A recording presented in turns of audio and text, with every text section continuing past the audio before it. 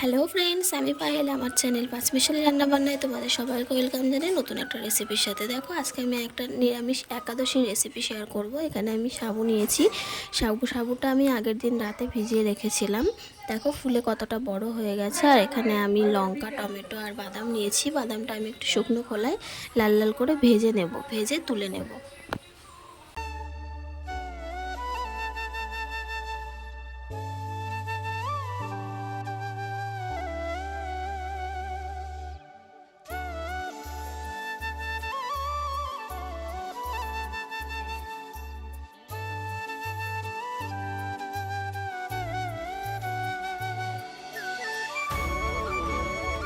এরপর আমি কড়াইয়ে তেল দিয়ে কালো জিরে ফোড়ন দিয়ে নিলাম। তারপর আমি একে একে কাঁচা লঙ্কা, টমেটো কুচিটা দিয়ে আর একটা শুকনো লঙ্কা দিয়ে ভালো করে একটু ভেজে নেব।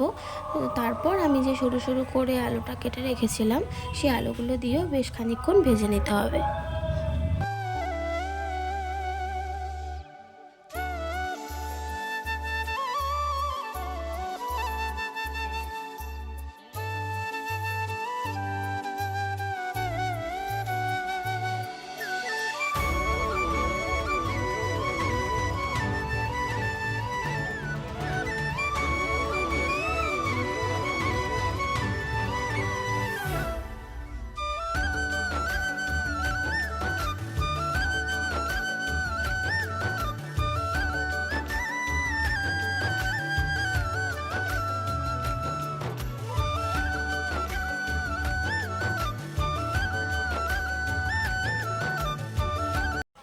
দেখো, আমি আলুটা দিয়ে দিলাম। এরপর পরিমাণ মতো লবণ দিয়ে দিলাম। দিয়ে আমি ভালো করে এটাকে ভাজা ভাজা করে নেব।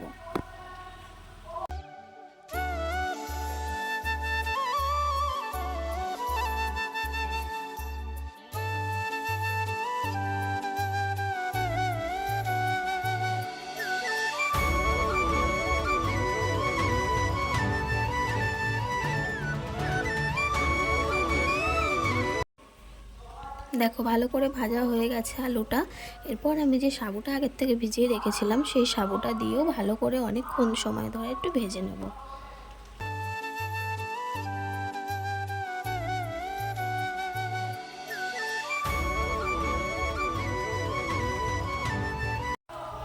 ভালো করে আলুর সাথে আমি সাবুটাকে মিশিয়ে নিচ্ছি। মিশিয়ে নিয়ে আমি হালকা করে ভেজে নেব। আর এখানে একটু চেষ্টা করতে হবে যাতে মোটা দানা সাবুটা নেওয়া হয়, কেননা সরু দানা সাবুটা নিলে একদমই গলে যাবে আর খুঁজে পাওয়া যাবে না সাবুটাকে। এরপর আমি যে ভাজা বাদামটা করে রেখেছিলাম সেটাও আমি দিয়ে দেব। তার আগে বাদামের খোসাগুলো একটু ভালো করে ছাড়িয়ে নেব।